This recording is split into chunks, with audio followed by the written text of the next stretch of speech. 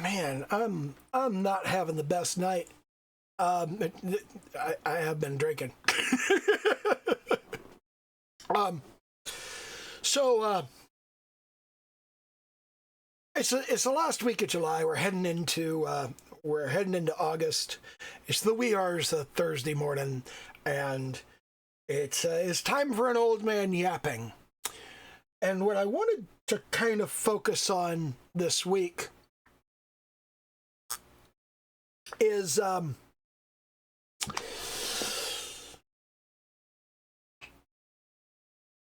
my circle of peeps is it trends fairly young because I don't treat them like garbage, and I actually respect them as human beings, and I show them basic human decency, and I've seen within my circle that a lot of y'all Gen Z folks, it is starting to hit you that we are more than halfway through the summer. And you're not going back to school in September. Some of you are freshly out of university. Some of you are freshly out of high school and you're not going to university. Some of you have had that uncomfortable conversation with your university that you don't have any more financial aid. So you're going to have to make other arrangements. And you don't have any other arrangements to make. So there's a lot of you within a fairly wide age range. Like we're talking, a 5 to 7 year age range when you're talking about both the people that took a little longer to get out of university and the people who got out of high school a little early. And we're probably starting to see just that first wave, just the bleeding edge of Gen Alphas starting to go, fucking hell, what am I going to do? Well, I'll tell you. Here's how to get a job. Now, most of you have never been told any of this. Your guidance counselors never gave you an accurate picture of it. Your parents never gave you an accurate picture of it. You have probably just never had anybody tell you what looking for a job is like or what getting a job is like. And I hear business owners, because being an older gentleman myself, I know a fair number of older gentlemen who are managers and owners and partners in businesses that hire people, and sometimes they hire young people. And I do hear them saying, these fucking stupid Gen Z kids, the goddamn millennials, oh, they're ruining everything. They don't know shit. They suck. My dude, nobody ever told them. Nobody ever taught them. And if you're their first job, it's your job to teach them and to tell them. You are supposed to help them be good at having a job. Now, I'll grant you, our high schools have utterly failed because they should have taught this and they didn't. And our universities have utterly failed because they should have taught this and they didn't. But it's fairly simple to teach. I'm going to give you the rundown. And the first thing is, you got to understand the numbers. You're going to have to put, and it's going to take effort for me to remember to say applications instead of resumes. I'm from a generation that sent a resume on a fax machine, not an application over the interwebs. So I may get that wrong a couple of times because, as I've said, I've been drinking. But you're going to have to put in about 10 applications to get past the automated filters, the machines that just kick your resume out for bullshit reasons. Things that have nothing to do with anything. They're like, you need to have a degree in computer science.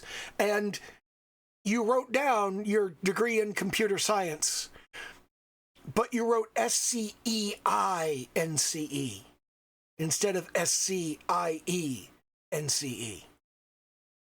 Or you put computer on one line and science on the next. Or you put 2 spaces between computer and science. With time, with automation, the bullshit reasons that your application gets kicked out,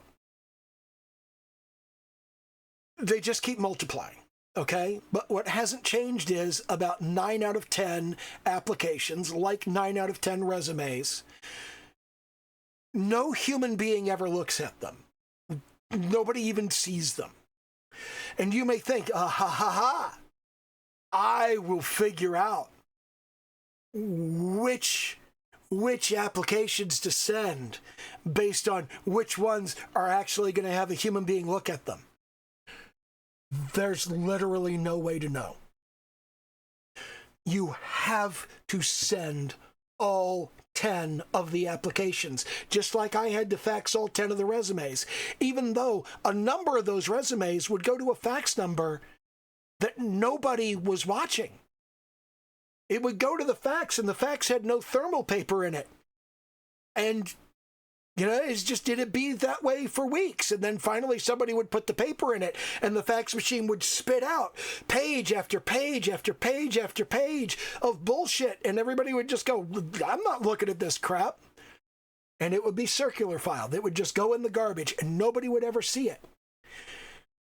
I have no control over that. You have no control over that. There is no way for you to know which systems are going to do that. So you have to send all 10 of the applications. That's all there is to it. Similarly, the 10 applications that get looked at by a human being,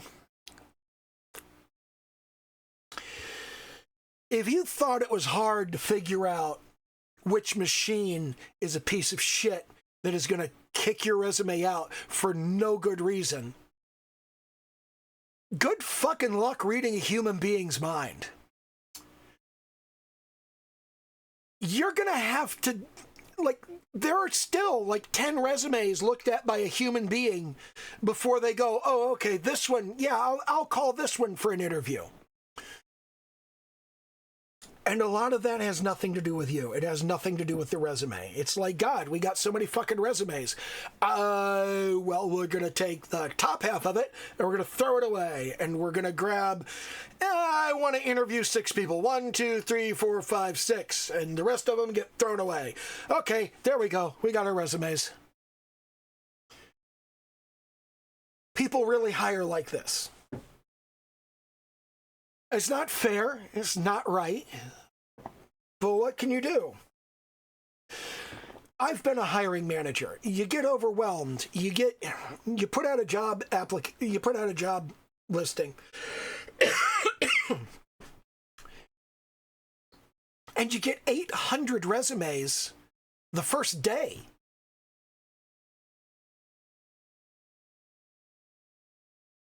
I don't have time to go through 800 resumes.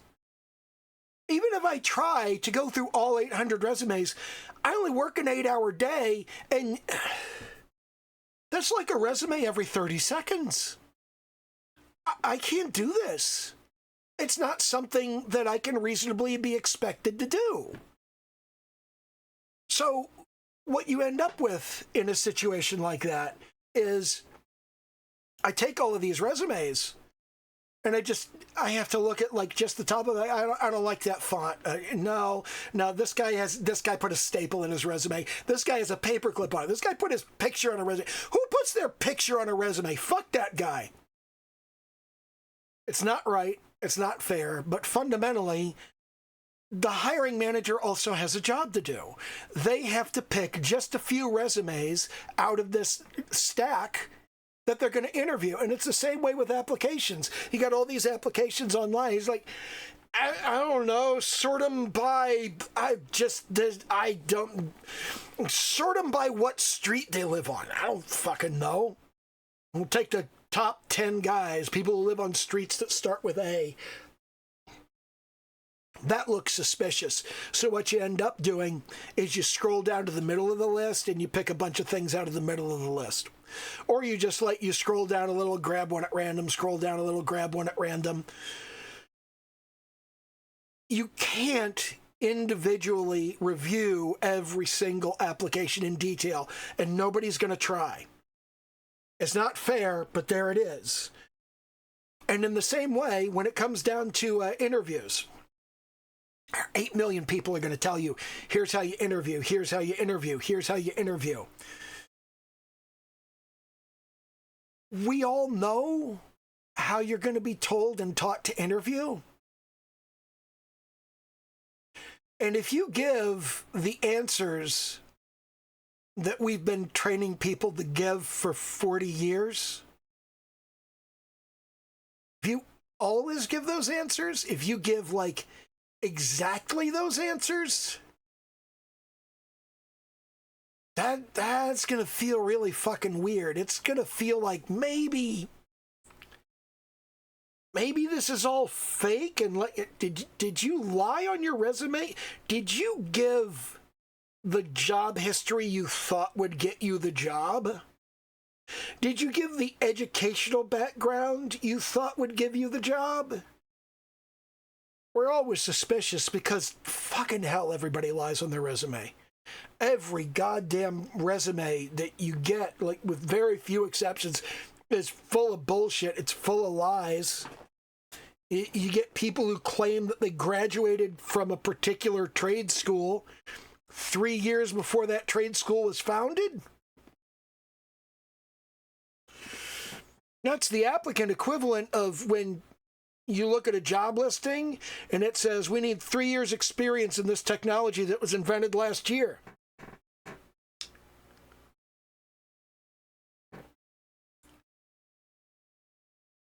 It can't be helped, okay? It's like that. My advice is always tell the truth on your resume. Do not, and when I say resume, that includes applications. Tell the truth on your applications, and don't customize the content of your application for the employer. I know that people tell you to do that. I know people say, customize it for the individual employer, but you're not going to remember what you said. Don't customize it. Give the same thing to every single potential employer. And that way, when you go into the interview and they ask you about what you said, you'll know what you said because you said the same thing on all of them. You're going to need to interview 3 to 5 times before anybody offers you a job. Okay? That first interview, when you get called for an interview, do not fucking party. You're going to need 3 to 5 of those before you actually get a job offer. And when you get a job offer, your first and second job offers are going to be shit. Your third is probably also going to be shit. You're going to need 3 or 4 offers before you actually have an opportunity to get a job that's actually good. And what I want you to understand here is, I want you to do the maths. You got to put in 10 applications just to get looked at. You got to put in 100 to get an interview. You got to put in 300 to 500 to get an offer. And you got to put in 900 to 2,000 before you actually get an offer worth taking. I really need you to internalize that. The amount of work you have to do is fucking massive. And I see so many people that are looking for a job that go, I put in an application today, I'm waiting to hear back. Don't wait to hear back. Oh man, they ghosted me. They all ghost you. All of them are going to ghost you. You're not going to hear back. They always ghost you. They've always ghosted you. That's not a new thing. That's not sudden. You're going to have to put in 100 applications before anybody gets back to you. It's just not going to happen. Okay? And putting in 100 applications is no fucking joke. So I'm going to walk you through how you make this happen. And first things first, when you're trying to get a job, getting a job is your job. You're going to treat it like a job. And what I mean is, you are going to get up at 5 o'clock in the fucking morning. And you are going to shower. And you are going to groom yourself. You're going to make your hair look good. You're going to make sure that your facial hair is trimmed if you have facial hair. You're going to wear perfume or cologne if necessary, not too strong, not too much. And you're going to get yourself properly set up to go and work. You do not sit down and start putting in applications in your underwear or your pajamas or your comfy Pokemon onesie that you love so much. Bullshit. You are going to dress for work. You are going to dress like you're going into the office. Button down, tie. You can wear a nice blouse with a neckerchief and a brooch if you're a chick, or if you're not a chick, or if you identify as a chick. I'm not going to fucking judge. Dress the way you would dress to go into the office. Okay? And when you sit down at the computer, what you're going to do is, you're going to go and you're going to put in an application before you sit down at the computer. Make sure you eat a decent breakfast. You're going to be here a while. Make sure you use the bathroom. You want to be sitting at your computer by about 7 a.m. And you're going to be here till noon. I know most of you just choked, okay? But what do you think you have to do when you get the job? All of these hiring managers, all of these bosses, all of these employers, they're complaining because the millennials and the Gen Zs, they come in and they get the job, and they're like, and they're not getting any work done. They're not sitting down at their desk and getting their work done. And they're just like, oh, God, it's so, oh, my God. Oh, I have to do so much. Oh, it's just so difficult.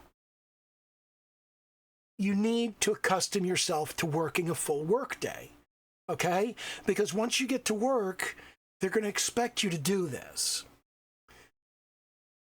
I know you're not used to it. Of course you're not used to it. Nobody's ever expected you to do this before. Nobody's ever taught you how to do this. Nobody's ever trained you to do this. But we're going to leverage something that I've talked about before, ecological rationality. What you do every day, you get good at.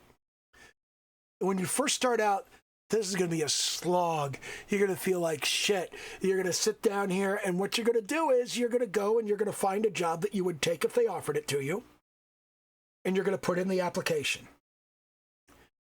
This is probably going to take you an hour to 2 hours, like 90 minutes on the average. So you're going to get 2 or 3 done in the average day. All right? It's going to take forever. You're not going to know all of the information they want. What do you mean? Like, you need to know all the schools I went to in the last 10 years? You need to know every address I had in the last 10 years? You want to know what grade school I went to? All of this feels stupid.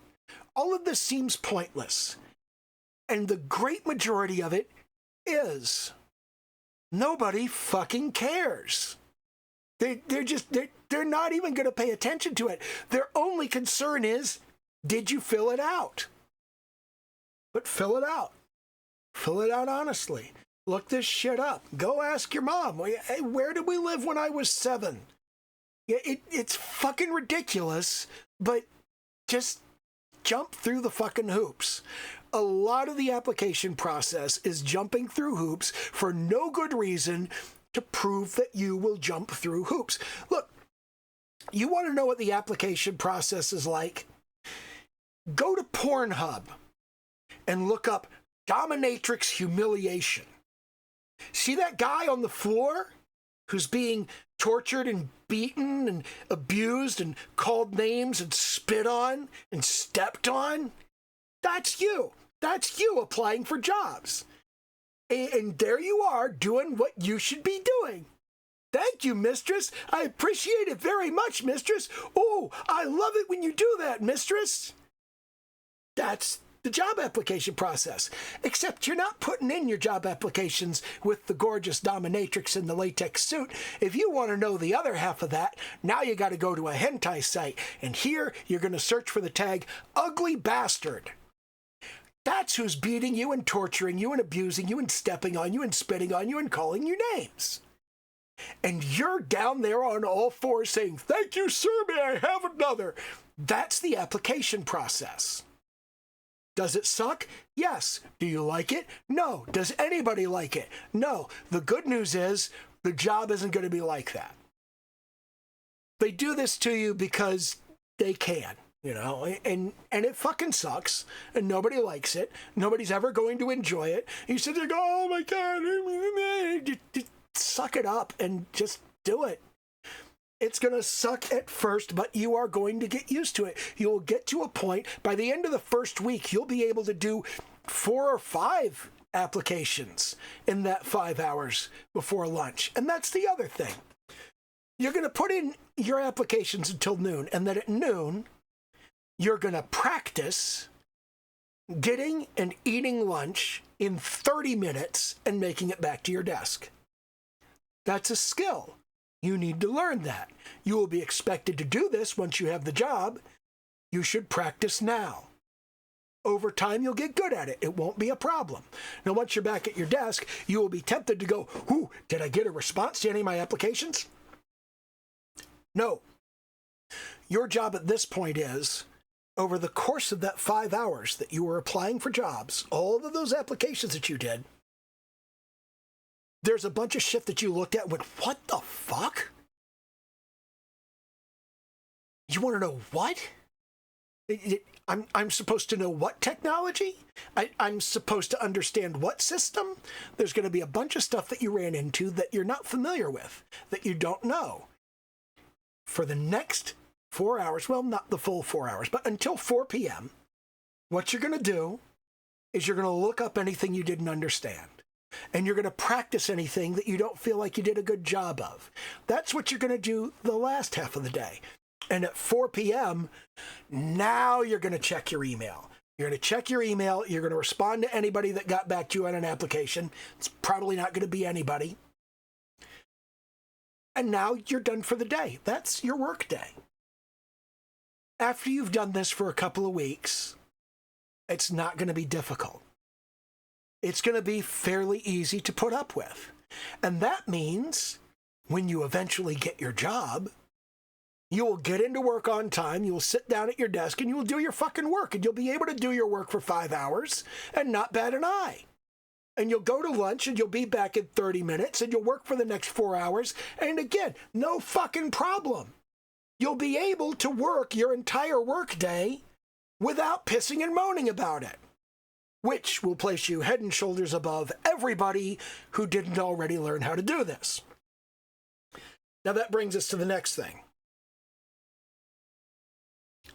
You are targeting 20 to 30 minutes for an application.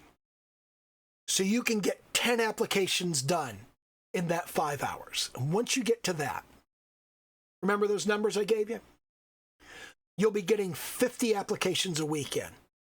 50 applications a week means that every 2 weeks you've done 100 applications. And you should get at least one interview request. And of course, 3 to 5 interview requests to actually get an offer. Now, if you're stupid and you make bad decisions and you'll just take the first offer you get, this means you'll be able to get a job in 6 to 10 weeks. Okay? That's fairly quickly. If you start that now, then you can have your job by the end of the year. Okay? But in reality,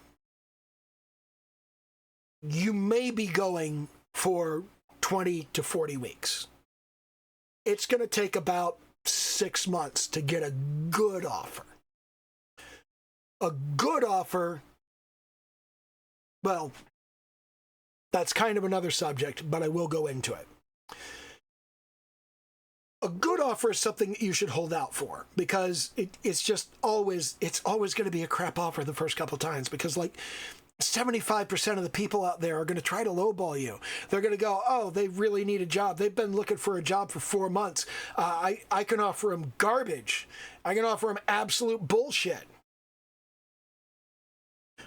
Do not take bullshit. If you have a bad vibe in an interview, walk the fuck out. Remember, an interview,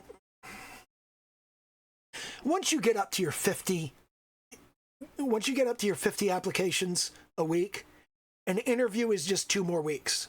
Okay? If you walk into an interview and it feels off, if you don't want to work it, if you don't like the person you're interviewing with, fuck them, walk out. You don't even need to make an excuse. You can just go, yeah, I don't want to work here. Sorry. And leave. Just fucking leave. Now, by the same token, if you go someplace and you go, I like this. I like these people. Man, I would love to work here. This would be incredible. Then after your interview, email them and say, man, I really appreciated that interview. I loved your company. You know, I really liked this. I really liked that. I certainly hope we get the opportunity to work better. I certainly hope we get the opportunity to work together, and I look forward to hearing from you. That matters. Hiring managers care about that, because when I'm sitting there, I've been the hiring manager. I have been sitting there going, God, I got like 8 people and all of them suck. And then my email dings, and it's this guy saying, I really liked your company. I really appreciate this. I really thought that your team looked great. You appear to be doing a really good job, and your cologne smelled fantastic, and you were kind of hot. Oh, I'm hiring this one. Do not tell your interviewer you think they were kind of hot. That's a joke. Do not do that. You might get the job, but it might not be the job you thought you were getting. Now let's talk a little bit about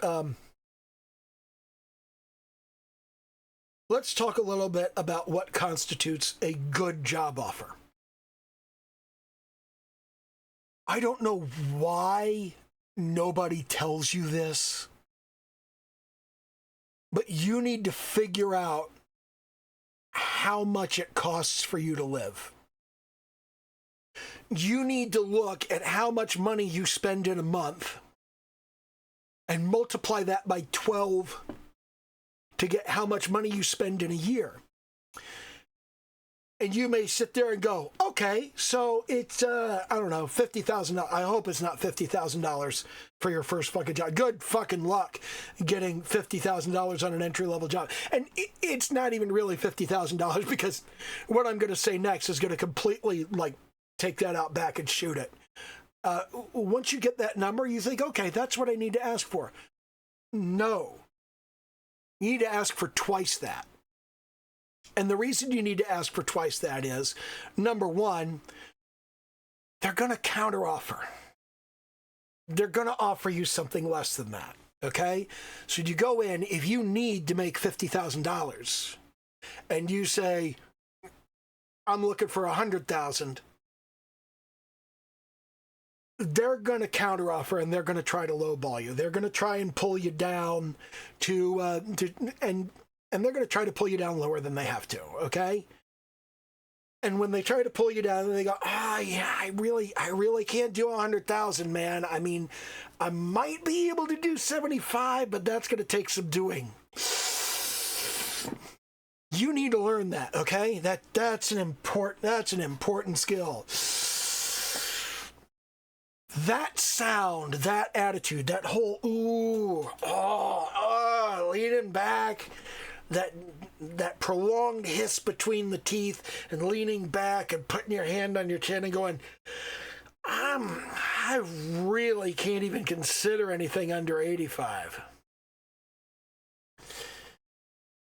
You got a counteroffer too, okay? And the fact is, whoever says a number first loses. But the hiring manager knows this, and he's going to make you say the number first.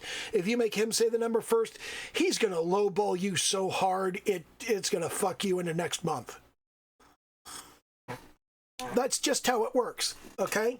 So you're going to go back and forth, and you're going to do your negotiation, and you're not going to get twice. But you're going to get, if you get him to do 80, okay, he says, 75, and you go, oh, 85, and he'll go, I think I could do 80. Can you do 82? Nah, I can only do 80. Take the 80, okay? Now, you're sitting there and you're going, I made all this extra money. No, the fuck you didn't. Because number one, you have to pay tax.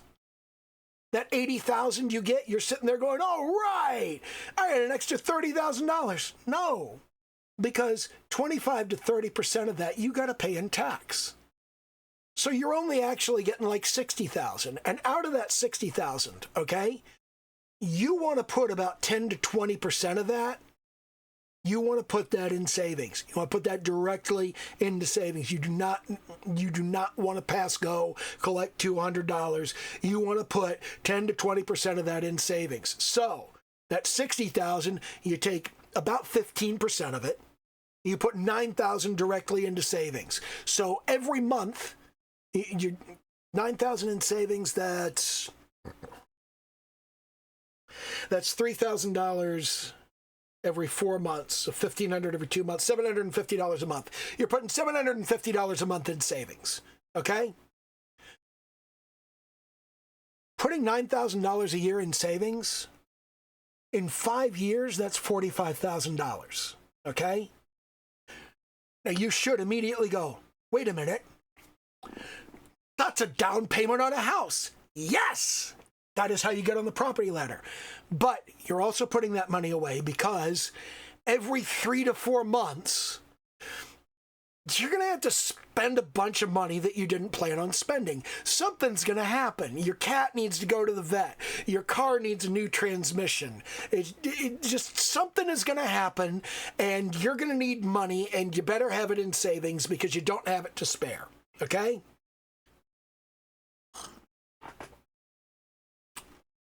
And that's the way you get to a decent offer. You got to have more than you actually need, and you've got to save it, and you've got to keep saving it.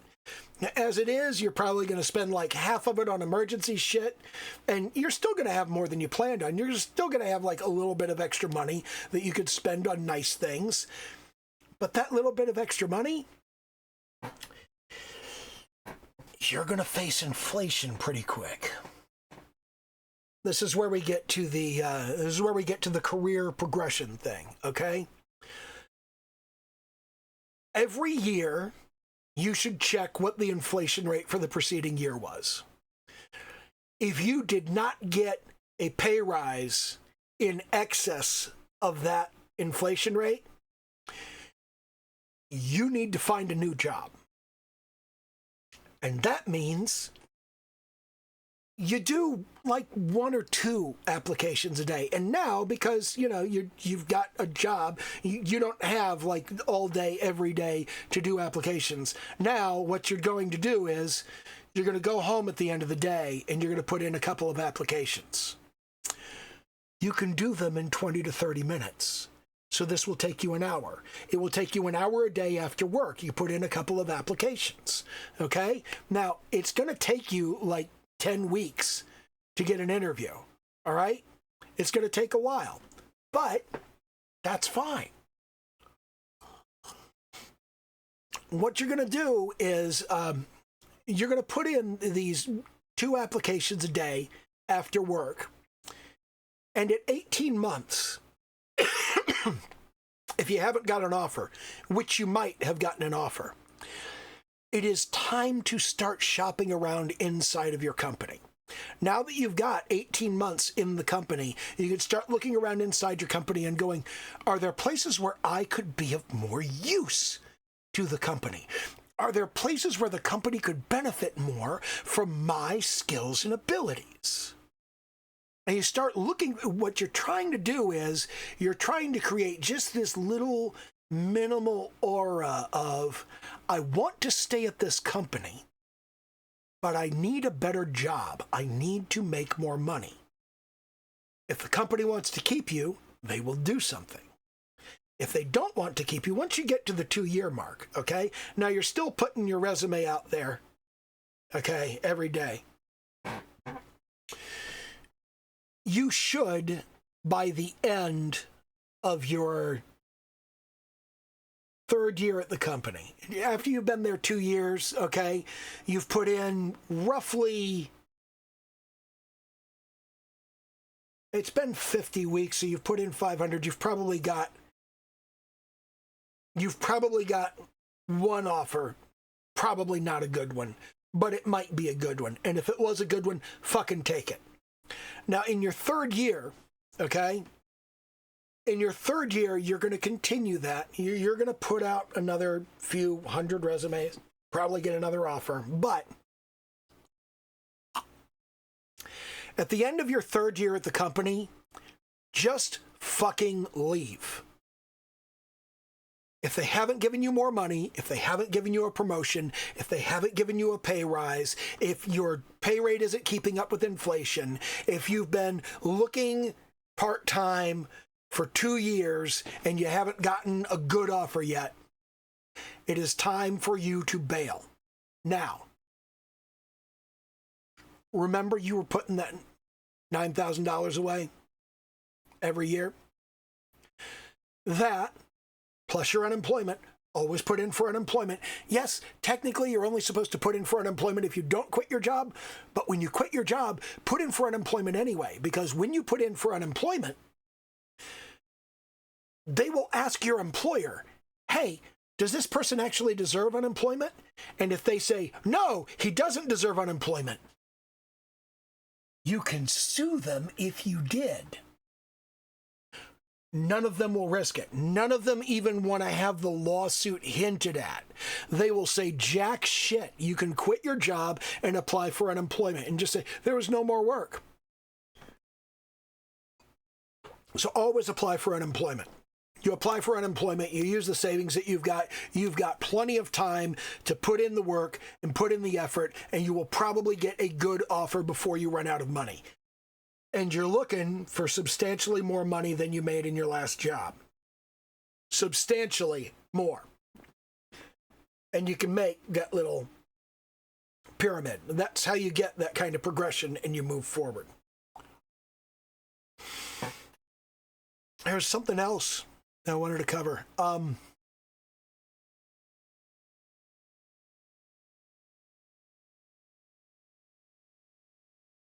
One little caveat.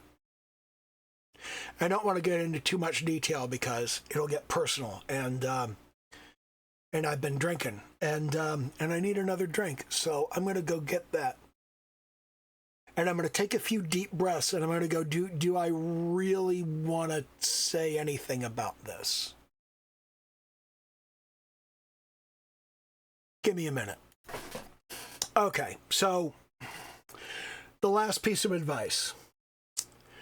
Do not, under any circumstances, let anyone, no matter how much you trust them, no matter how much you love them, regardless of agreements and contracts and business documents and marital vows, do not, under any circumstances, let anyone control your finances. You can let them see your finances. You can let them figure out what you owe this person or that person or the other person and tell you what you owe this person or that person or the other person. But you have to make the payment. Not them, you.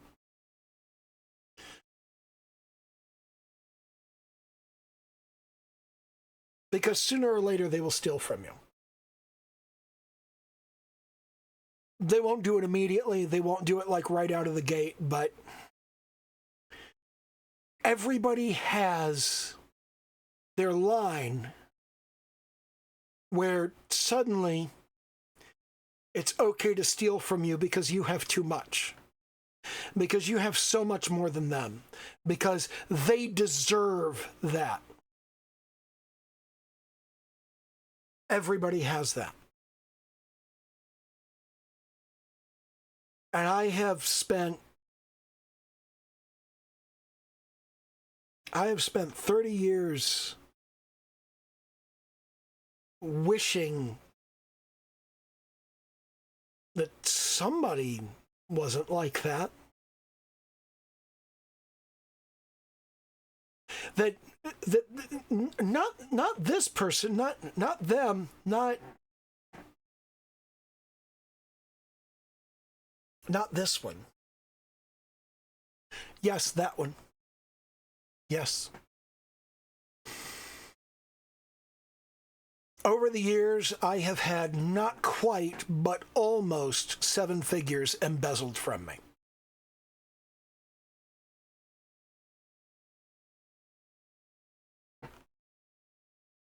And I have taken that as a shame on me situation, because there was always a warning. There was always a point. It's not just a point where I should have known. It's the point where I knew, but I didn't want to.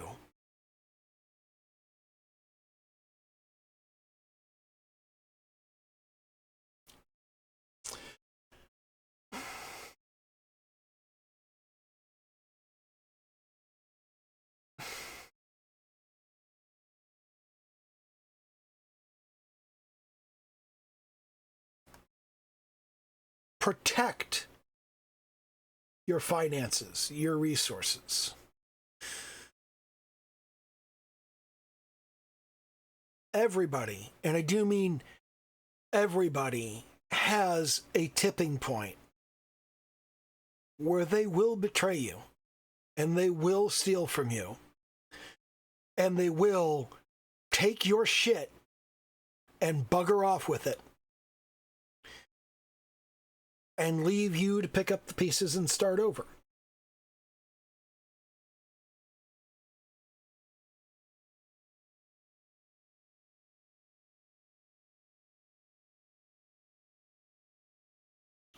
I don't mean to be misanthropic. I don't mean to tell you that you can never trust anybody and you can never believe in anybody. You can absolutely trust people. You can absolutely believe in people, but do not give them control of your money. If they break your heart, you'll heal. If they betray you, you'll get over it. If they steal $240,000 and run off with it,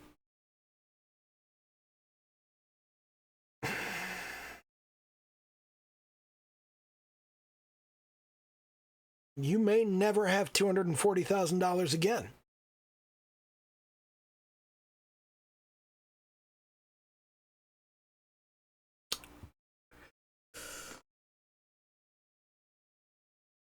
Anyway, to take this in a more positive direction, to take this in a more interesting direction, the question will, of course, come up. Getting on the property ladder. Okay, you're putting away your however many $1,000s a year, and you're able, after 3 to 5 years, to put a down payment down on a house. How do you get your credit rating? The way you get your credit rating is fairly simple. You're going to get yourself 3 credit cards. Now, remember, you've got your debit card from your bank. That is one thing. And then you've got credit cards. Credit cards are a different thing, okay? And here's what you want to do with these credit cards. You're going to get 3 of them, and one of them is for all of your recurring bills. It's for all of the stuff. It's for your rent. It's for your utilities. You pay your garbage bill, your water bill, all of that sort of stuff. You want all of that. All of your auto pay stuff goes on this card. Every month, you're going to look at that statement just to see if anything looks fucked up. First things first, okay? You're going to pay all of these things every month. The first thing you want to do is you want to count the lines on the statement, okay? You should have the same number of lines on the statement. Every single month, it should be the same number of lines. If you ever have more lines on the statement, what's new? What's on here that wasn't on here last month? Check it. The second thing you're going to have is everything you buy in person. Your groceries, your gasoline, all of that sort of stuff. Anything that if you go to Starbucks or whatever, you put all of that on one card, okay? And you look at that every month. But you're looking at that every month for a different reason. And that different reason is, how much money do you really spend? You look at that every month, and you look at it and you go, is this about what I spent last month? Is that okay? Can I afford to spend this every month?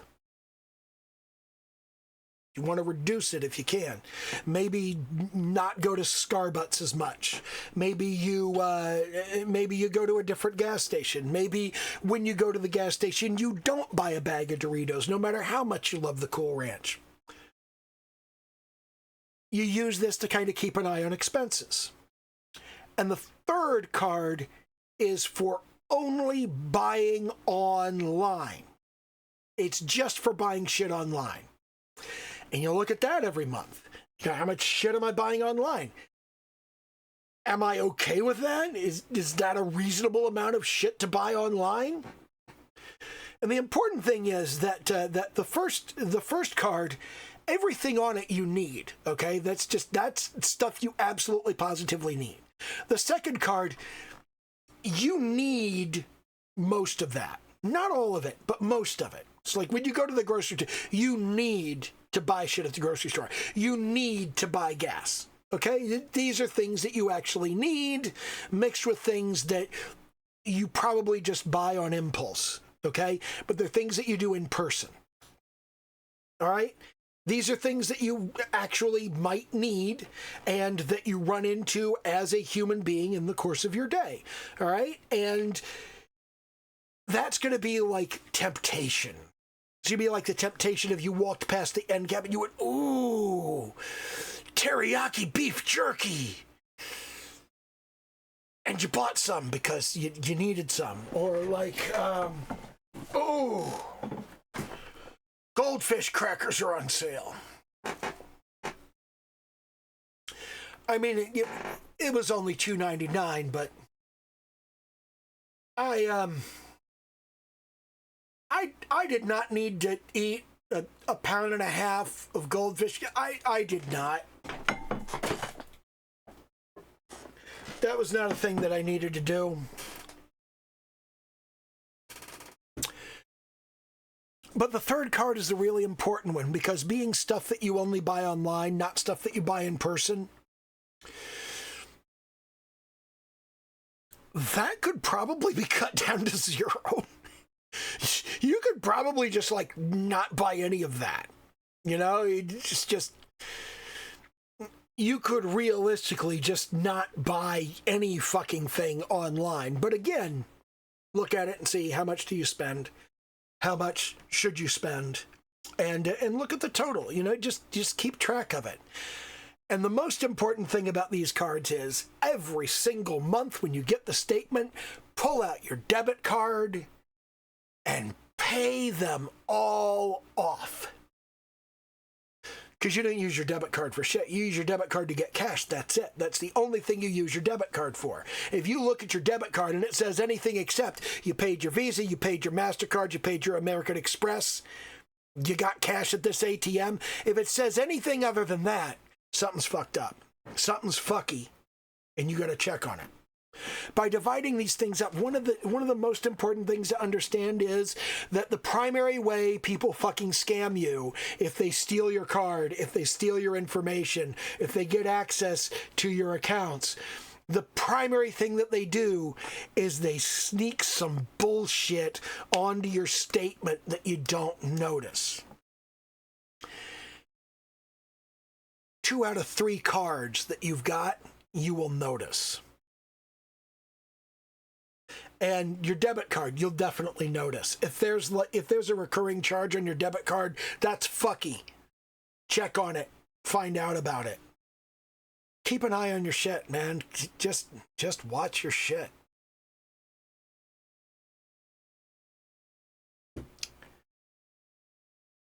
I really, really hope this helps you guys. Okay? Because fundamentally, the single most important thing is having a job and working a job is a skill, and you need to develop that. And if you use the time that you're looking for a job to develop the skill of getting up on time, getting to your desk on time, dressing properly for the office, if you learn that stuff while you're looking for a job, then once you actually have the job,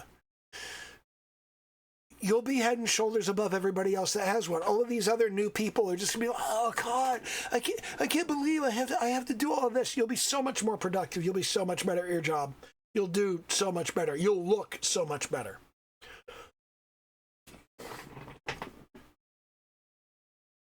One of the biggest complaints that I used to hear at work is people going, I hate wearing that tie.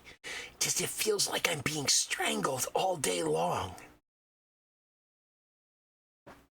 I've worn a tie for so much of my life. I'm perfectly comfortable in a tie. And you got all of these people that can't stand wearing a tie, and they're just really uncomfortable wearing a tie. And if you're uncomfortable wearing a tie and you're pulling at your neck and you're pulling at your tie and it doesn't feel right and you don't want to, you want to like loosen it and unbutton that top button, that feels exactly like you're nervous because you're lying, because you're a dishonest person.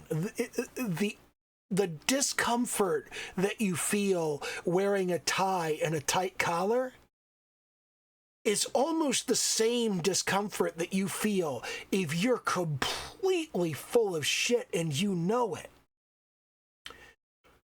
Being comfortable in a tie and a button-up shirt will make you look like the honest person in the room, even if you're not.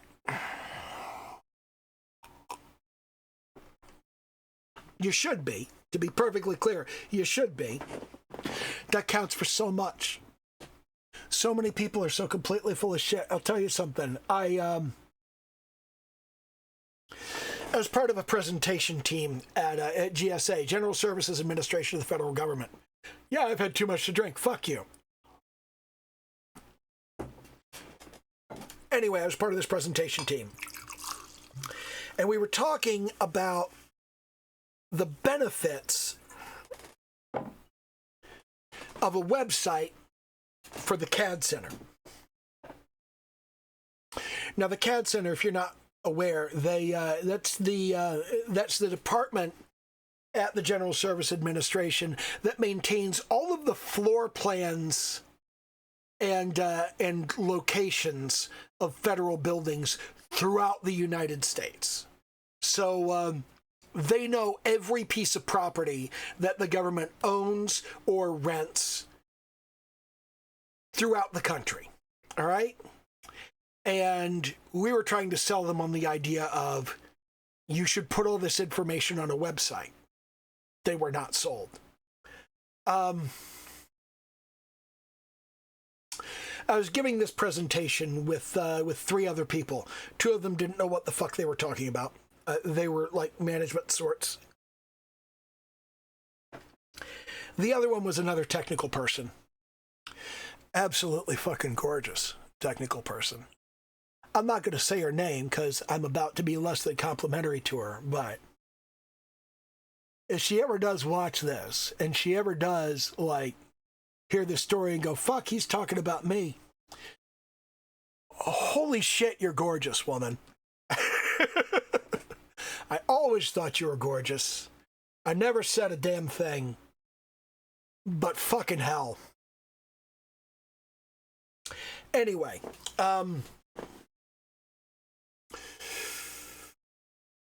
she was one of the technical people. I was the other one of the technical people. And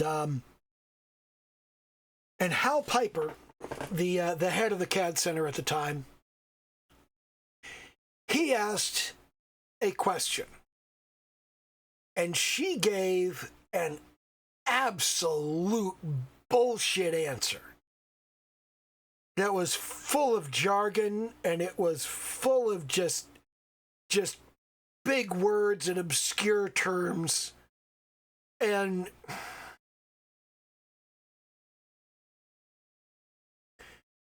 he clearly didn't like it. From the moment she opened her mouth, from the moment she started talking, he clearly did not like what she was telling him.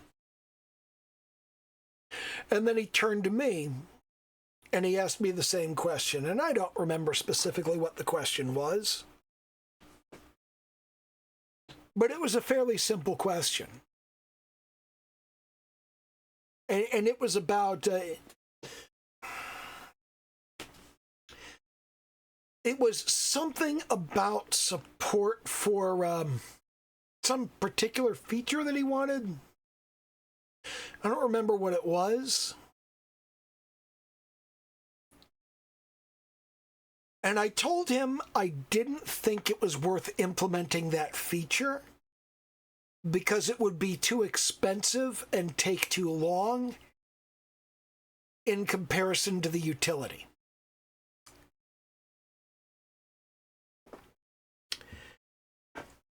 And after that presentation, we went back to the office, and my fellow tech person, the gorgeous one, she said, "You might have cost us that. You might have cost us that because he wanted us to do that thing. He wanted us to do the thing and to put the money, and we could have made so much money doing that thing for him."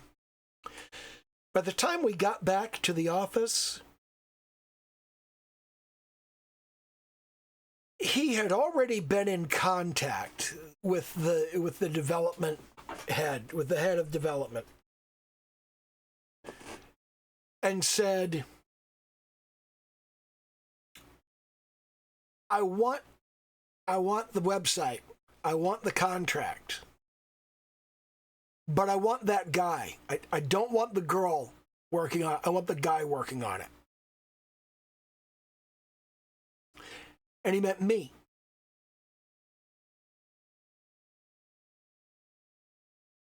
A tremendous number of people in business have no fucking clue what you're talking about. They do not know, especially if you're talking a technical thing.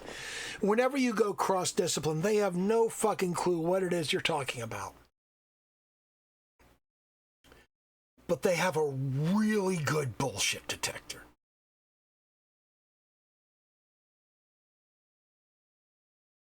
This is occasionally important in interviews, because sometimes you will be a technical person being interviewed by a non-technical person. And they will ask you a technical question, and you will go, "They don't know what that means. They don't understand this shit." Yeah. And they know they don't understand this shit. And they know that you know they don't understand this shit. They don't want the answer. They won't understand it. They want to run their bullshit detector on you.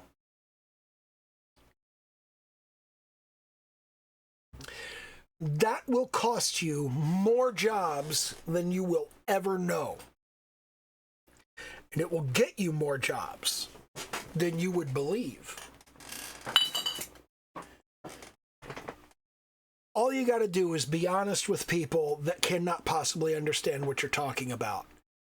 And try to reduce it to something they can understand. Like I was explaining to somebody the difference between a hub and a switch. He was saying, why is a switch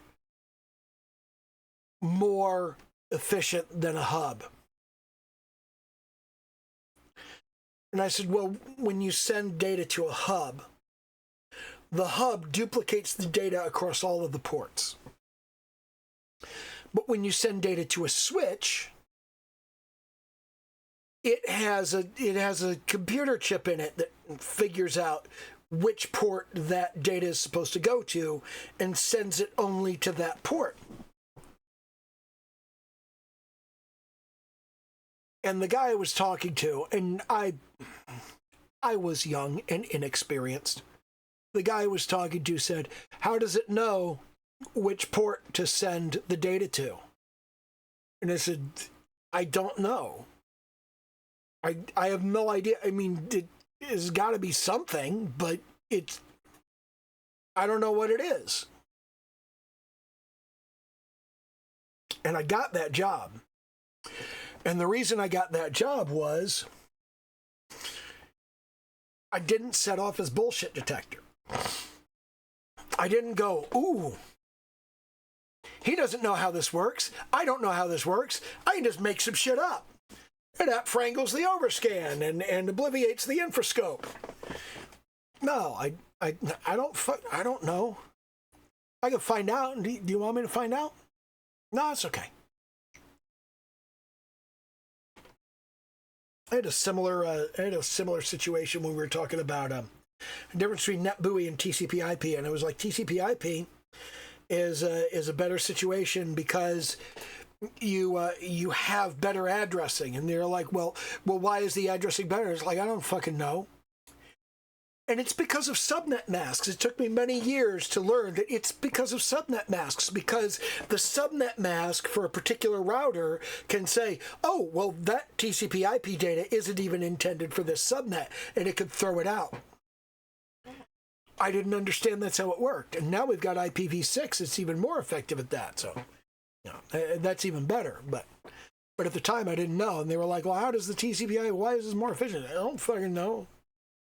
And it's because every NetBEUI address could be anywhere. Every single Novell workstation, if you've got a Novell workstation on your network, it could be anywhere. If you receive a packet for a Novell workstation, that workstation may or may not be on your network. There's like literally no way to know. You've just got to you've got to send it to every server and have it go, do you know where this is? And that wastes a tremendous fucking amount of network bandwidth. Yeah. Fuck, this is over an hour. I really do hope this helps you. I really do hope this assists you in finding a job, because to be perfectly honest, your first job, whether you're in university or out of university or not going to university, your first job that doesn't suck is going to take you most of a year to find. That's not as difficult when you're young as it is when you're old. It really, really not. When it takes you a year to find a job in your 30s, man, do people shit on you.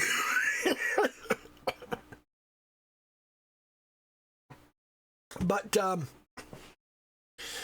once you get some time in, great. It doesn't take that long. I mean, once you've got 5-7 years working in a particular industry, it gets faster. It gets easier. It gets closer to the 900 applications than it does to the 2,000 applications. And on top of that, once you hit the 10-year mark, and I suggest you try this like all the way from the beginning, go to recruiters. Like, A lot of people don't like recruiters because you go to a recruiter and the recruiter finds you a job and the job pays like $60,000 a year. But the recruiter gets like a $20,000 kickback. And a lot of people are just like, I could have gotten that money. No, dude, that recruiter is going to save you so much time and so much effort and so much energy. Particularly if you have a bunch of experience. And recruiters will help you. If you go to a recruiter and you say, I just got out of university, here's my resume, and can you just like help me get my first entry-level job? They will talk to actual hiring managers at companies that want to hire people, and they will call you up and they will say, can you do this to your resume? Yes, I can. I can do that thing to my resume. I'll change that on my resume. Here you go. Here's my new resume. They will help you fix your resume because there's a lot of money in that for them.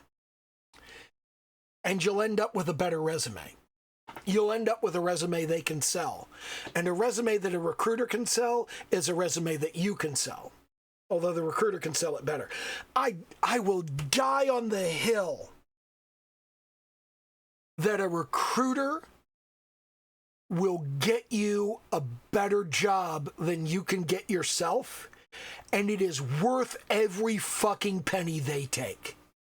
Every single one. And I will never shit on recruiters for taking a finder's fee, for taking a commission. I swear to God, recruiters have gotten me jobs so much better than what I could get myself. When I was struggling to find jobs that paid more than $50 an hour, recruiters got me jobs paying $80. And to just go to your fucking recruiter. It's just they will get you good jobs, good positions with good companies, places where you can move up. It's really worth it. Is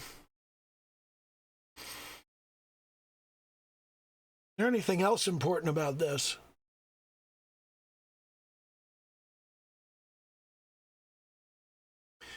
Job market's tough, dude. It's really, really tough. And I'm very fortunate that I don't need to be in it. I'm very fortunate that after 40 years of working in this industry, I am in a position where I do not have to go and apply for jobs. And I don't make a lot of money. I don't have a lot of money. I'm operating on a shoestring budget over here, but thank fucking God I will not die like a dog in the street if I don't go out and get a job. And if you're in that situation, God, I feel for you, man. I really do, okay? And I want to help you, and I want things to be better for you. You're not competing with me, okay? It's just... I really want you guys to be able to go out there and get jobs and do well.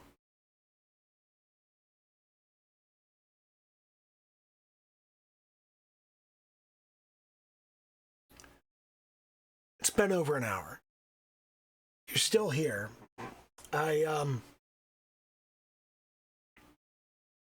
Nobody's still here, right? Like, none of you are still watching this.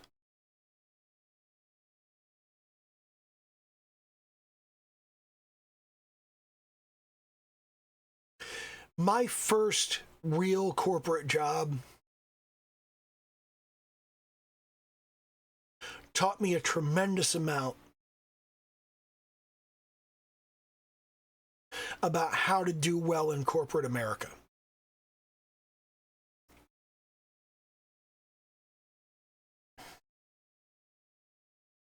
I've had way too much to drink.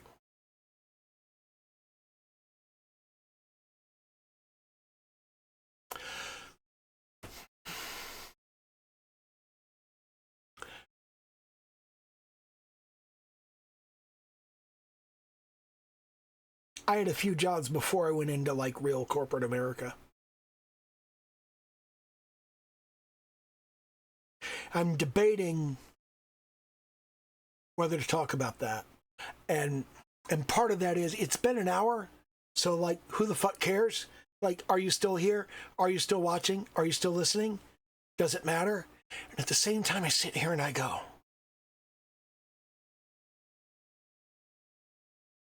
this is like the Easter egg at the end of the level.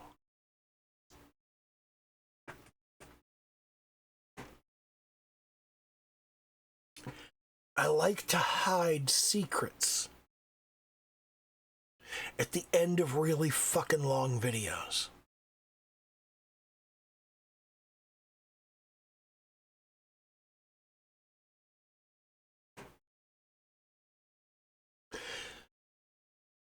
This is a fun story.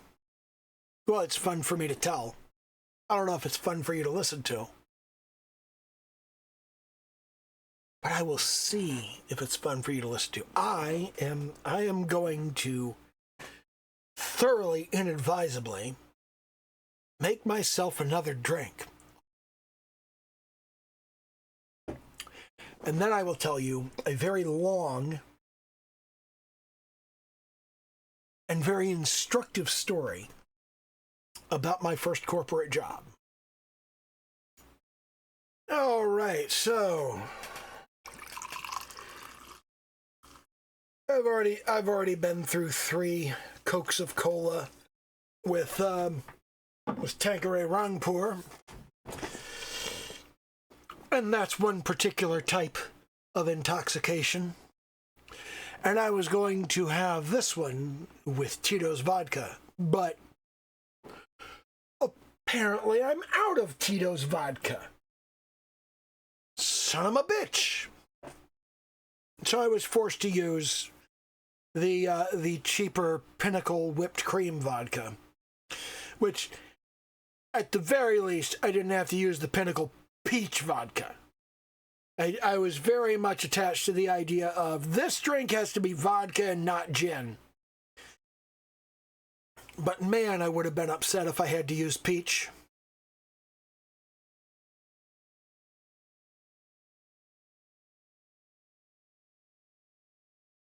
I don't really like peach. I have peach because Teresa liked peach.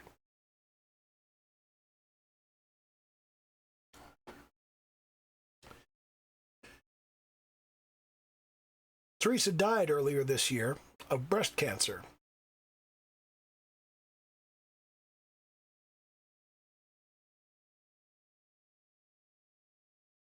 She was too young. Shouldn't have happened.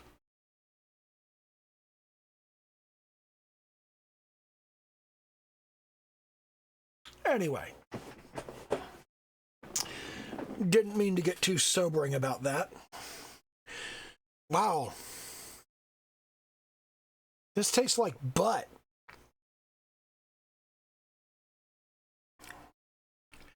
This is not good at all. Blech. Well, I'm too drunk to really give a shit. Anyway, my first corporate job. My first real corporate job. And when I say my first real corporate job, what I mean is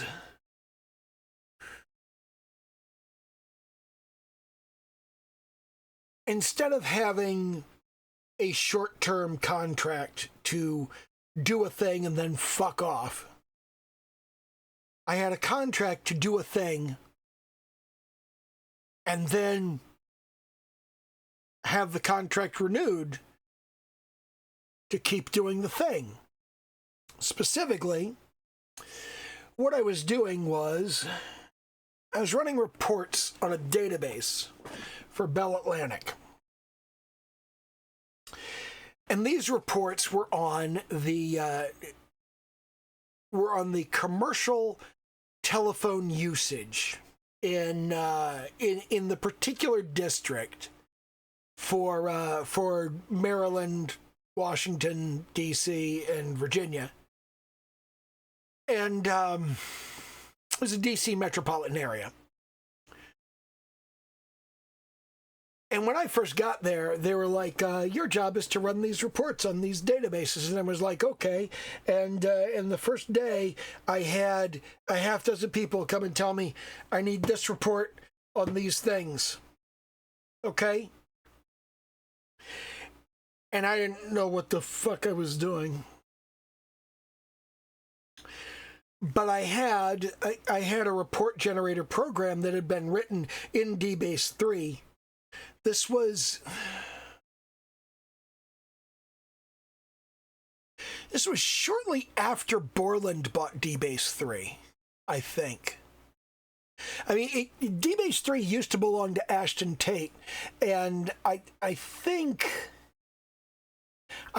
Ashton Tate had just recently been bought by Borland, so now it was Borland DBase 3 instead of Ashton Tate's DBase 3. But anyway, and that's neither here nor there. Well, it's there, but it is there. It's not here. It's there. But regardless, I had a program that was written in DBase 3 that would generate the reports. The thing was that this program needed to be directly edited and modified to say what data would be included and what date range was being covered. So I had this thing, but in order to run a report, I had to make a copy of this report program, change the definition of what was being requested, change the dates that were being requested, and then it would take approximately 3 hours to generate the desired report and print it out. So the first day I'm doing this, 6 people come to me and tell me they need these reports. And the first one, I'm like, sure, no problem. I start running his report.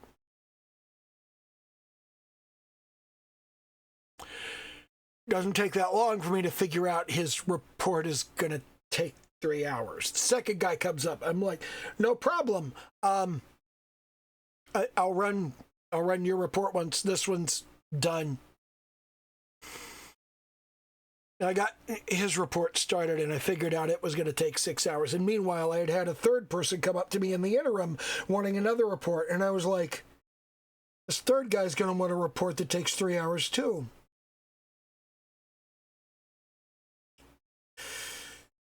And I had 3 other people, a total of 6 people came up to me that first day wanting reports, and I had to tell them, I can't do that report today. I can have it for you tomorrow.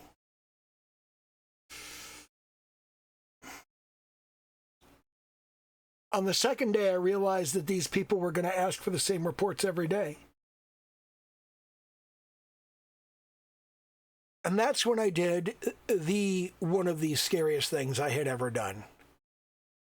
I went to my boss and I said, hey,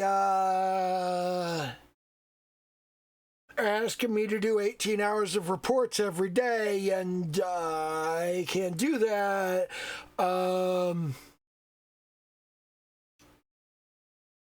If I had 3 computers,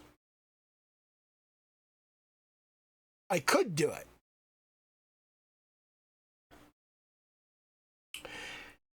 And she said, that's a pretty big ask. And I said, yeah.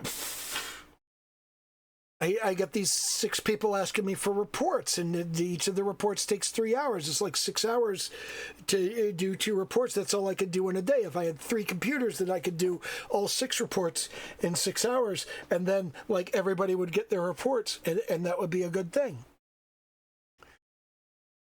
And she said, okay, I'll put in the requisition. And the next day, my third day at work, I had 3 computers.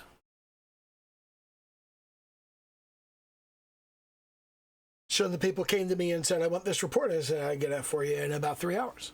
I'll get that for you in about 3 hours. I'll get that for you in about 3 hours. I'll have that for you this afternoon. I'll have that for you this afternoon. I'll have that for you this afternoon. And they were all very happy. And I looked at all these reports that they were asking me to do, and they're all within the same date range because they want the report every day. So the report's just for one day. So I looked at these 2 reports that needed almost the same information in them.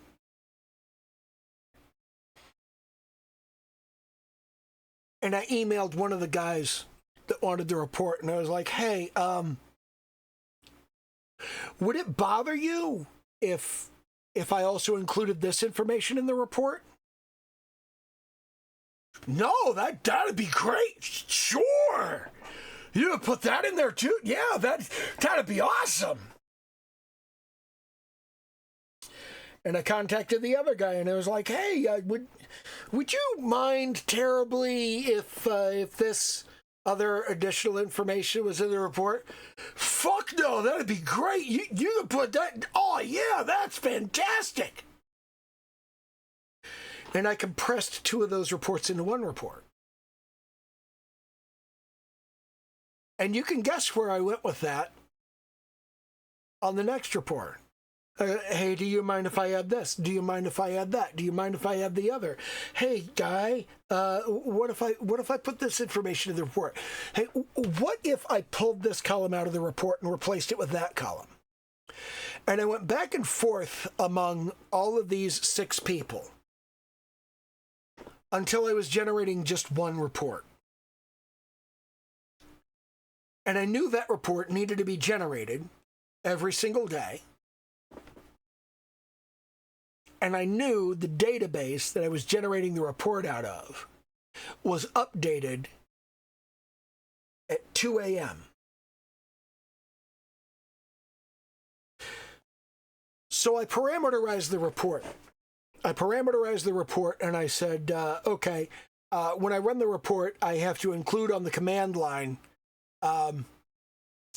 what date I want the report for. And it'll just run the same report every single time. And then I took that report and I scheduled it. So it ran at like 5 in the morning before I got into work. I got into work at 7.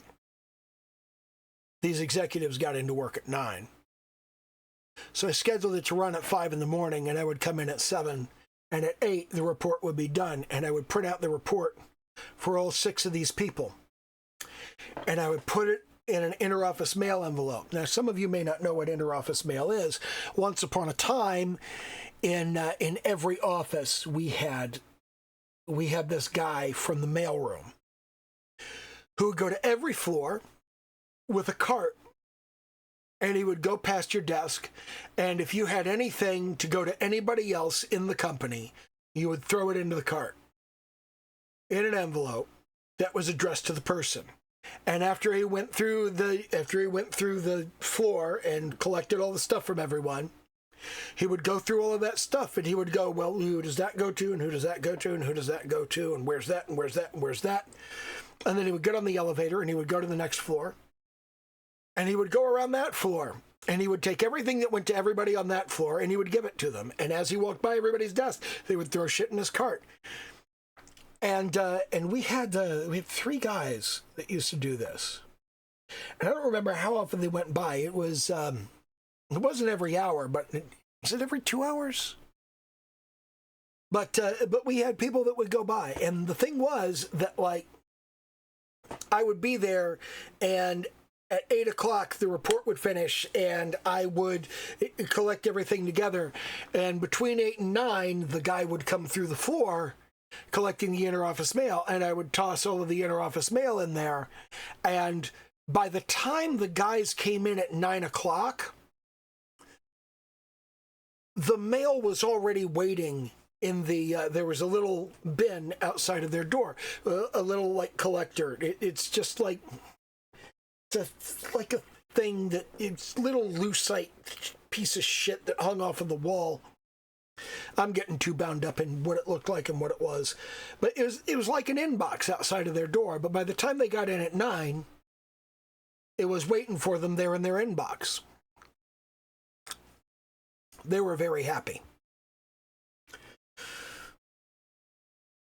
So I continued kind of pushing on this, and what I started doing was I started having the system save these reports automatically at 8 o'clock. At 8 o'clock in the morning, these reports would automatically save to a network share. And after a while, I started taking all of these reports and I started putting on that network share. I further parameterized the report so that you could run it on a week of reports.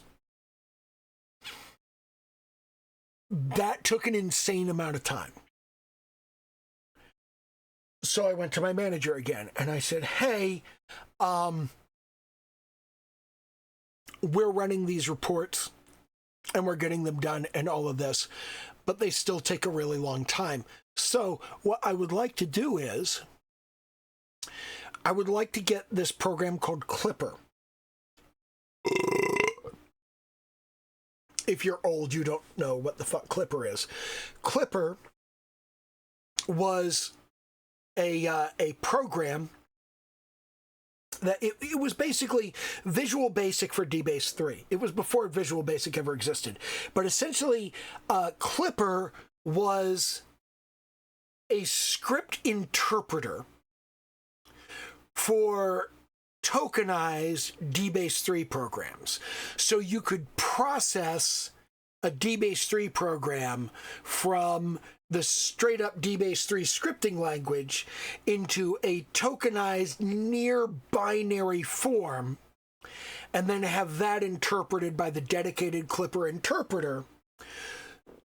And those were bundled together. And this was the same way that Visual Basic eventually worked, that Visual Basic was compiled, quote unquote compiled, into a tokenized language, very similar to Microsoft Intermediate Language in modern C# and .NET.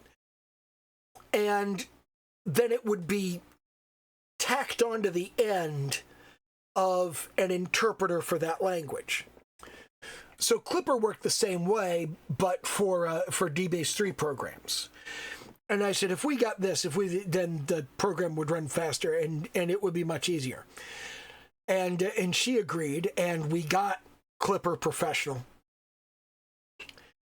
And I learned Clipper Professional. I learned how to make it work and how to improve it and how to get the script working even faster. And I improved the script to the point that we could run it in 20 minutes. And now, when I did a week, it only took an hour to run. And then I said, well, what if I did a month? And doing a month, well, that only took 2 hours to run. And what if I did a year? Well, the year took a long time to run. So I did the annual runs before I left at the end of the day. And then I would come in the morning and they would be done. So we were working from a database. We had a database archive that went way, way back. So I started going back year after year after year after year. And we went back, I think the earliest we went back was 1982 was the oldest data that we had. So I ran annual and quarterly and monthly and weekly and daily stuff on all of this data going all the way back to 1982. So 10 years of data. And I stored it all in the network share. And this is all just commercial stuff. And we got all of this stuff in place, and I started getting managers would come down to me and they would say, could you give me a report for this date? Sure, no problem. Could you give me a report for this date? Sure, no problem. When I told him I could give him a week at a time, when I could give him a month at a time, I could give him like the fiscal quarters. They're fucking shitting themselves. You know, they're just like, oh my God, this is fucking amazing. This is the greatest thing ever. And they started asking for custom dates. And when they started asking for custom things like, can I get just like Wednesday through Tuesday from this date in like 1989? I went to my manager again. And I said, here's a DBase 3 native access library for C++. And if we had this, which is like $3,000. And we also had the Watcom C++ compiler, which is like $400.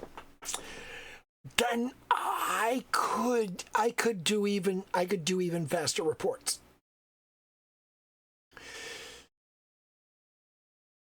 And to me, at the time,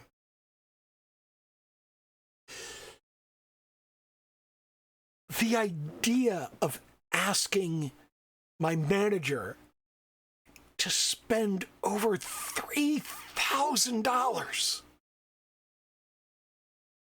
on just like, we can do this faster if we spend $3,000. That seems so fucking mind-blowing to me. Like, she's never gonna go for that. She's never, like, there's no way in hell. $3,000. That's a lot of money. My rent was $450. And she said, okay. Because to Bell Atlantic in 1994, $3,000 is dick.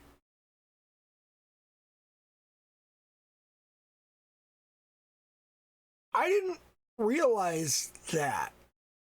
I had never in my life even tried to internalize what $1 billion was. Let alone how much $3,000 is to a multi-billion-dollar telecommunications company. I had no fucking clue.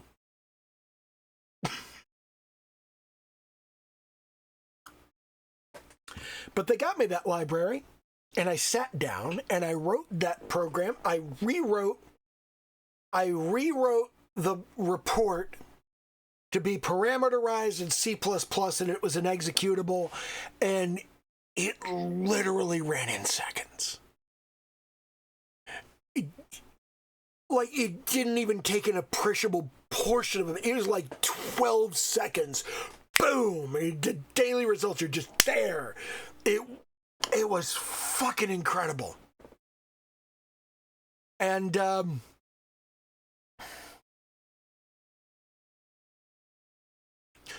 having done that, having put that together, my day, my life was, people would come to me and say, I need a report. And I would go, here you go. It's in your email.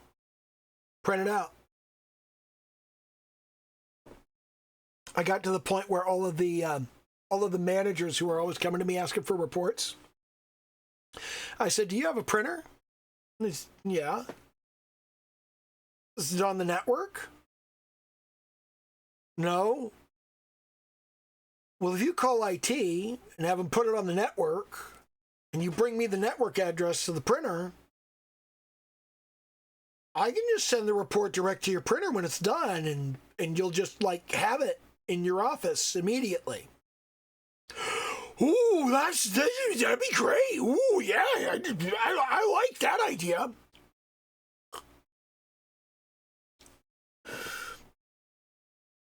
The key to this story is, the most important thing to get from it is the reason that I had this job and kept this job and kept getting my contract renewed over and over again was because I actively worked to improve the environment I was working in, to make the things people wanted happen faster and better. I tried to get people what they needed. I tried to do what the company was asking me to do. This quiet quitting thing where you only do what you're absolutely required to do,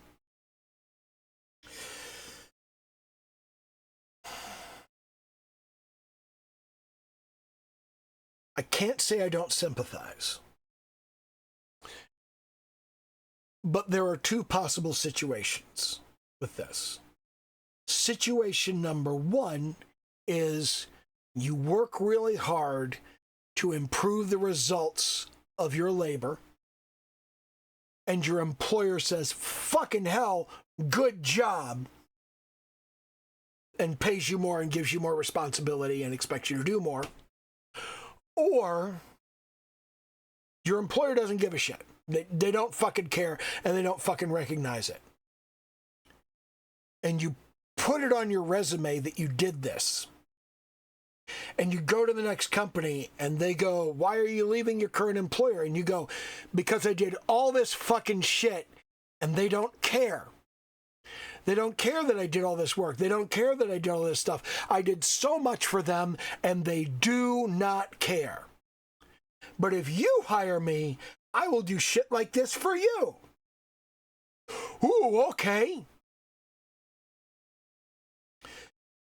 Mentally, a lot of those hiring managers are doing the maths, and they're going,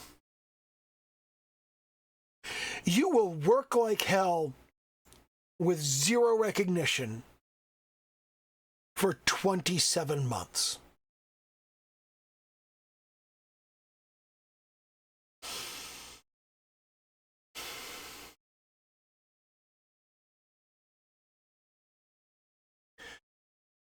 I know how the hiring manager game works. I really do. And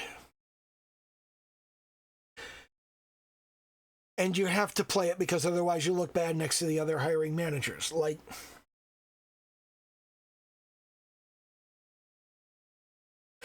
I have always paid female engineers less. Why? Not because I don't appreciate them, not because I don't think they work as well. Female engineers are, in fact, typically better and more reliable than male engineers.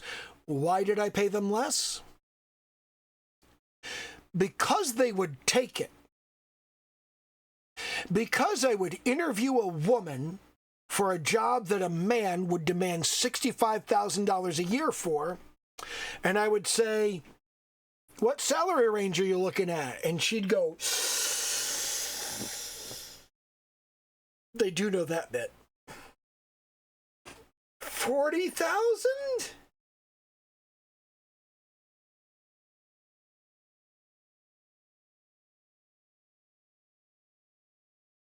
First of all, 40,000 is dick. Second of all, the tone of your voice tells me you don't think you deserve 40,000. Third, my salary range for this position is 50 to 70,000. But I'm going to offer you 30 because I think you'll take it.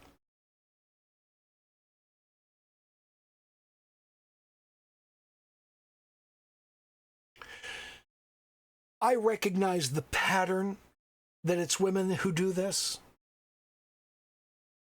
But I didn't do it to them because they were women. I did it because my assessment was that they would take what I offered them.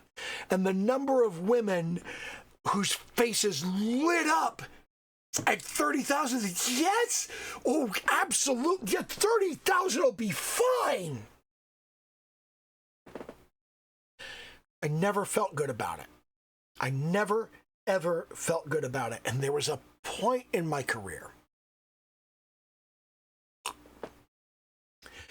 There's a point in my career where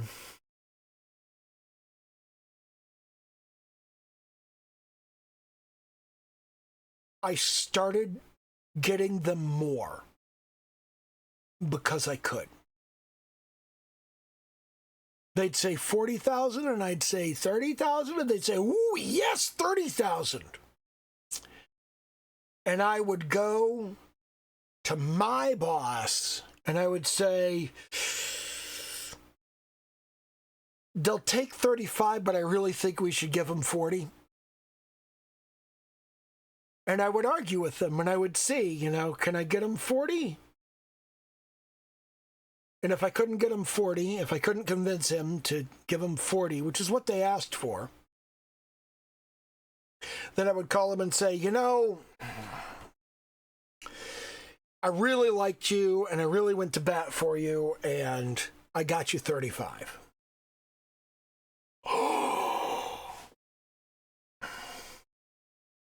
Never felt good about it. Corporate America will ask you to do terrible things. They will ask you to do things that dehumanize and disrespect people. And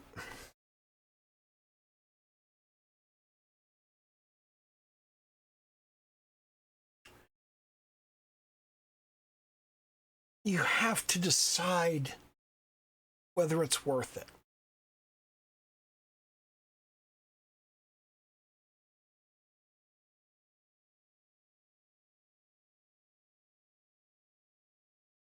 I once hired a guy because he was white.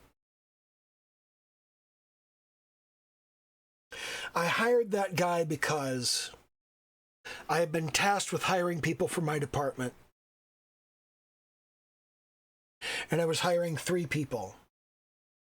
And the first 2 people I hired were black. And I thought, I can't hire another black guy. If I hire another black guy, then it'll look like I'm being racist. I gotta hire a white guy. So I hired a white guy, even though there was a more qualified black guy. And then I felt bad. I felt guilty. I felt like part of the problem because I was. And I started treating the white guy like shit in an effort to get him to quit. But instead, he went to HR. And HR was like, what the fuck?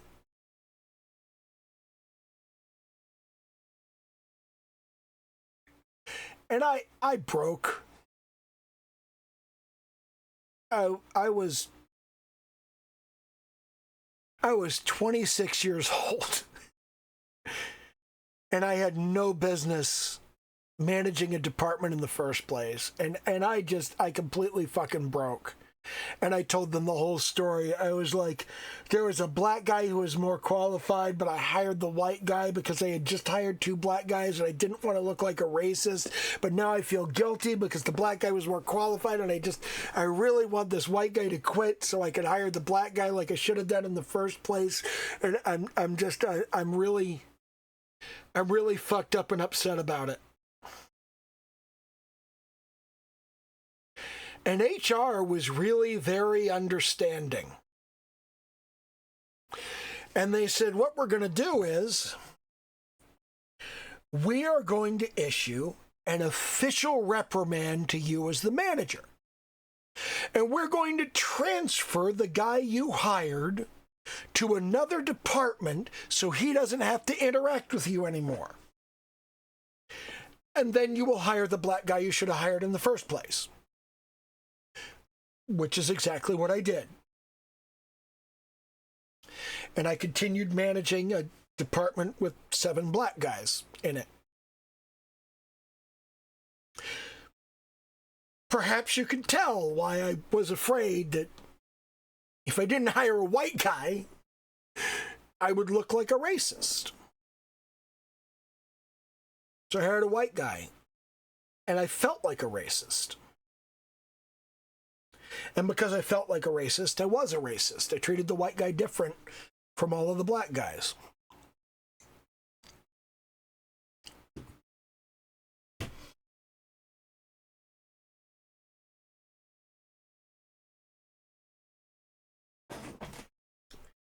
That may be more information about me than I ever should have given anyone.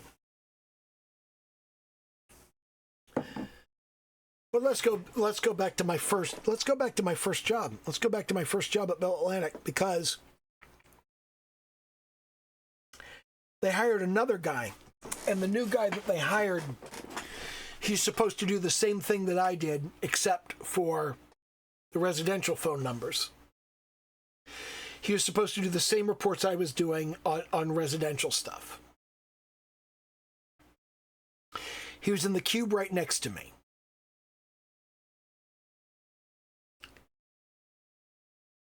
We never really conversed. Ever. All I ever did was overhear him talking to our mutual manager, who never really talked to me about him. This is one of the things I think was fundamentally fucked up about Bell Atlantic. It wasn't strictly speaking that things were secret, but nobody talked to anybody about anything. You had to figure it out.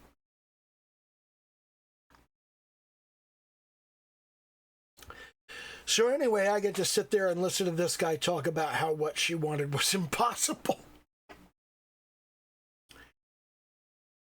And they were really, really unfair to him.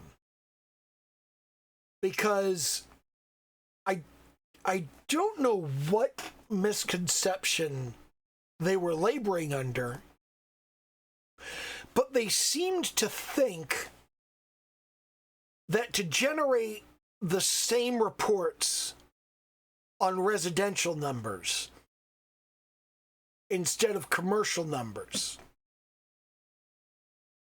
they would need to start from scratch.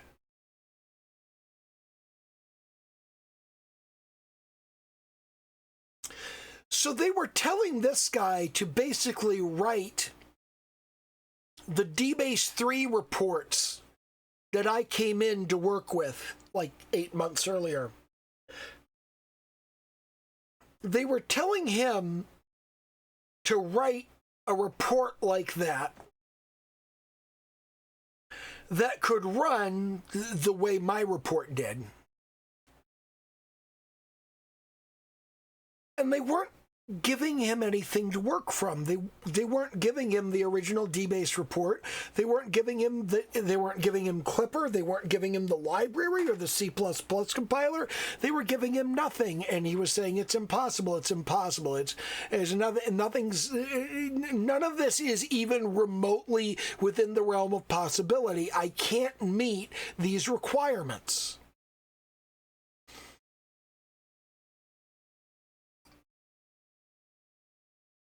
And he was there for about 2 months before our manager told him that his 3-month contract was not going to be renewed. And he was really, really upset about it. And he was saying, you cannot generate these reports. It's not even possible.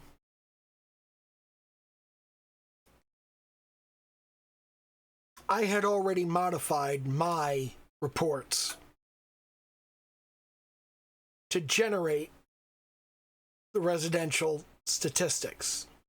Because I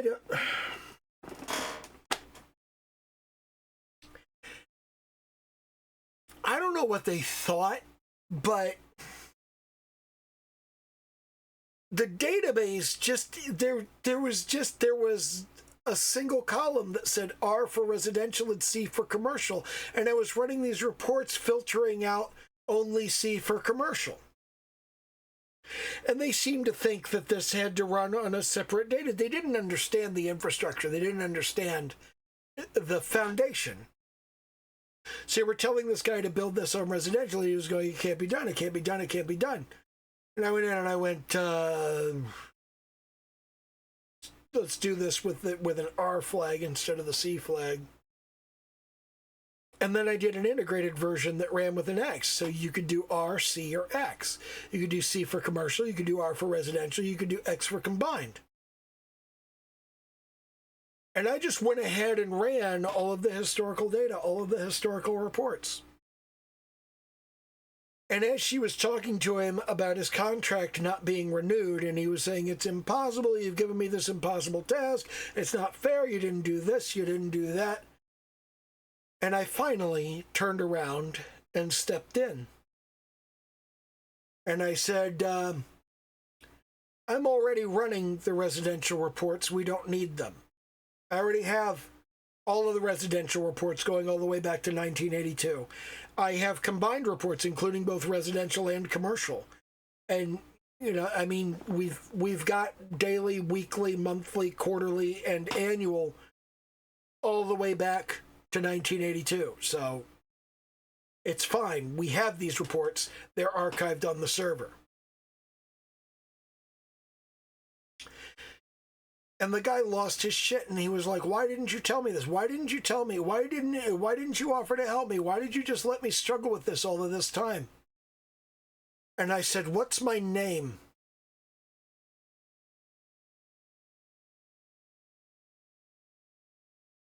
He didn't know. He had never spoken to me. He had never had a conversation with me. He had never even tried to converse with the other people in the office.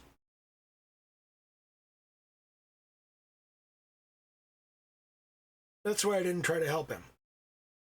Now, in retrospect, I should have tried to help him. I should have gone, this guy's in a bad spot. They're fucking with this guy. They're putting him in a bad situation for no good reason.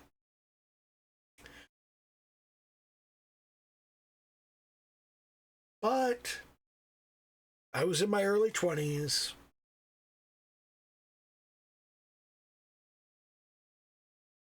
And he was kind of a dick. So I didn't help him.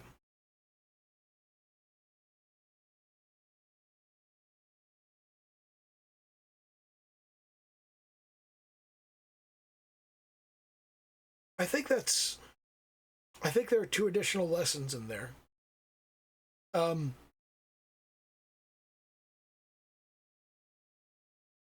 Don't be racist because you're afraid of looking racist.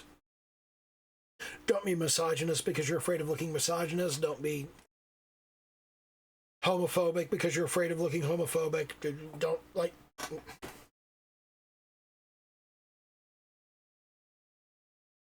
Don't be a bigot because you're afraid if you're not a bigot, it will reflect badly on you.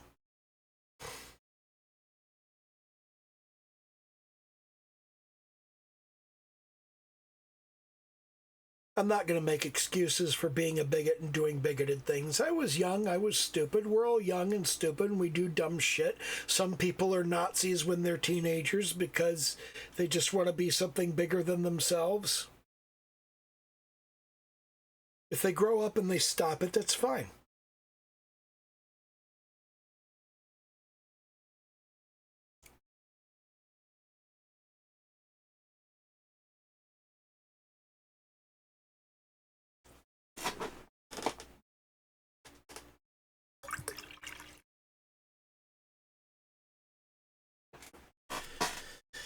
Man, this whipped cream vodka in Mexican Coke honestly does taste like butt. It fucking sucks. It's awful. If I were less intoxicated, I wouldn't even drink it.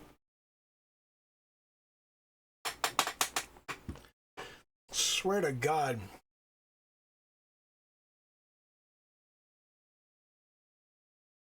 You get me drunk enough, I'll drink any fucking thing. But regardless,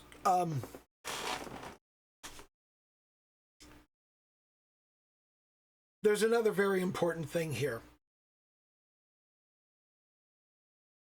Corporate America will try to make you betray your values and your sensibilities. Like I said, I offered women less money because they would take it.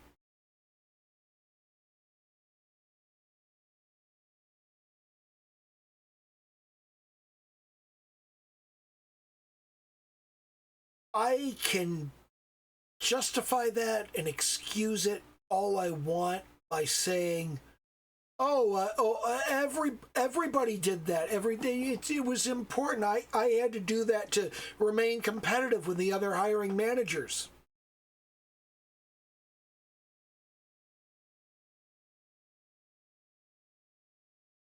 I can make excuses for that.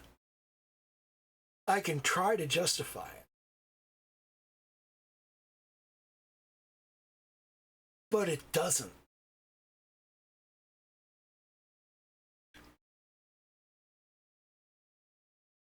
It's not in any way justified because everybody else was doing it. The fact is,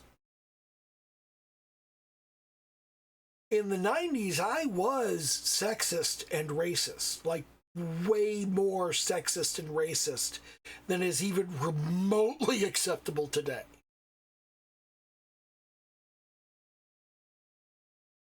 And I like to think I'm a better person now.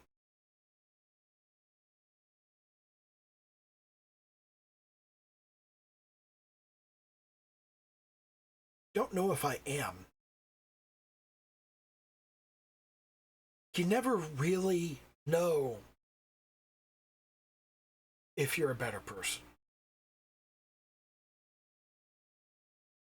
Try, you make the effort, but if I were asked to hire 3 people for my department and the best qualified person was a black guy, and then another black guy, and then another black guy, would I be comfortable hiring 3 black guys in a row and having somebody go, wait, you hired 3 black guys in a row? Would I just look at them and go, fuck yeah, I hired 3 black guys in a row. They're most qualified people. Fuck you.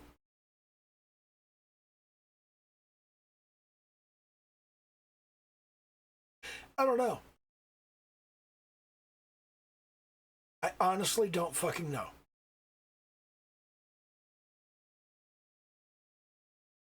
I do know this. Because I have previously hired the second best candidate for racist reasons, I wouldn't do that.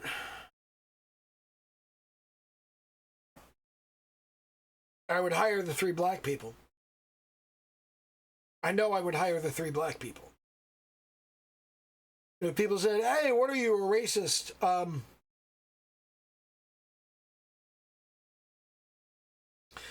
I think I would still worry. I think I would still feel embarrassed for hiring 3 people in a row of the same race. I think I would feel just as embarrassed for hiring 3 black people in a row as I would for hiring 3 white people in a row.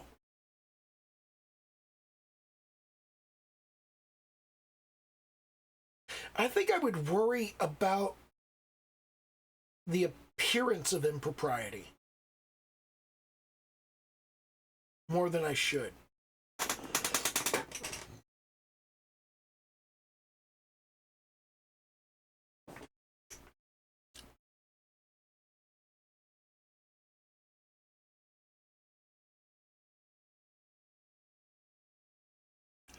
Politics gets into more things than it ought to. It really does.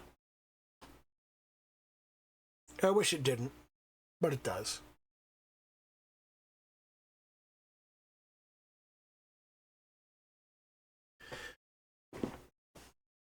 Did you learn anything here? I don't fucking know. But it has been very nearly 2 hours. I appreciate every single one of you for showing up. Oh, this isn't showing up. This is Old Man Yapping. Fuck you. Fuck you. And I come with a hat full of tricks, trunk full of Fago, car full of fat chicks. Okay, bye.